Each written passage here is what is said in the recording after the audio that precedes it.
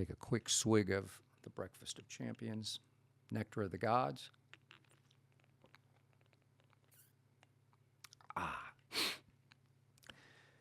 Okay. I must admit, I was very surprised when Troy Aikman on Dallas radio blasted the Cowboy receivers and by name blasted CeeDee Lamb for running terrible routes. What? Troy Aikman said, I think CeeDee needs to improve his route running. Whoa. Wow. So Mike McCarthy took issue with Troy's comments. McCarthy said he did not agree with Troy's word selection. But this also surprised me. Jerry Jones defended Troy, saying Troy's comments were fair and that no one knows more football than Troy Aikman. I definitely agree with that.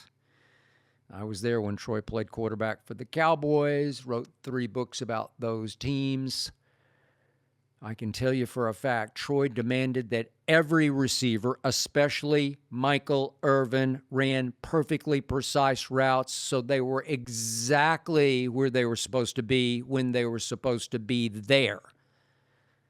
And obviously, Troy, as a Hall of Fame quarterback, is going to be quick to defend a fellow quarterback, especially a Cowboys quarterback, because nobody knows better than Troy that playing quarterback for the Dallas Cowboys is simply the hardest position to play in all of sports, given the pressure, expectation, America's team.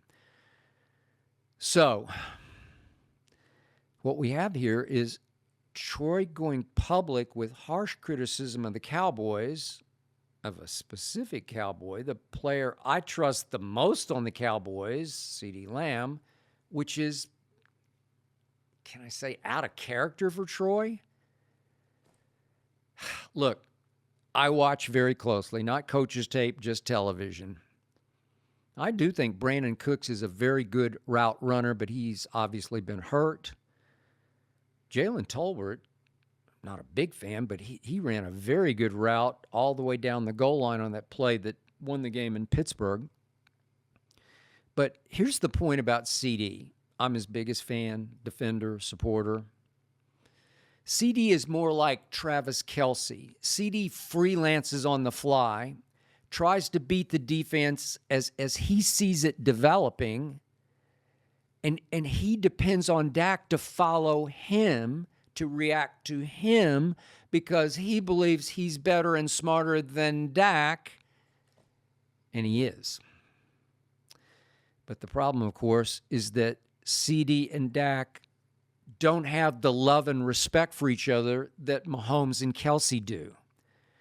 The problem is CeeDee was forced to hold out for all of camp, so I'm pretty sure he and Dak put in very little, if any, off-season time, 0 camp time, improving their chemistry and their wavelength and their anticipation, especially after the incident that transpired between the two of them on the first series in that Green Bay playoff debacle.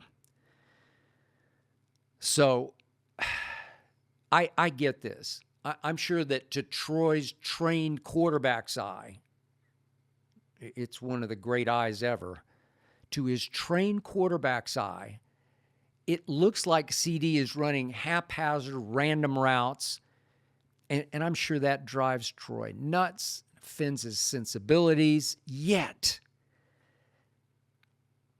here we also have the owner disagreeing with the coach, who I hope is on the hot seat, should be on the hot seat. We have Jerry siding with Troy. This all made me wonder if Troy first shared his feelings about terrible route running with Jerry, and Jerry encouraged Troy to go public with his criticism, hoping it might light a fire under CeeDee that McCarthy is incapable of lighting. I don't know. That's just a theory. I also thought what Micah Parsons said was a very valid response to Troy's criticism. Micah said that Troy should have just come to the Cowboys facility and told CeeDee and the receivers to their faces to constructively criticize them while maybe showing them tape where they could be better in their route running. Because, as Micah said, they would listen to Troy Aikman without taking offense. Whatever transpired behind closed doors, I sure hope it works Sunday night. I need to see CeeDee play with focused rage. I posted a video last Sunday guaranteeing the Dallas Cowboys, my Cowboys, would get revenge for last year's 42-10 humiliation at San Francisco on a Sunday night. You know and I know the Niners are injured. The Niners are reeling. Cowboys opened as 5.5-point underdogs, but I really like them to win this football game. Now is the time. If they can't beat the 49ers now,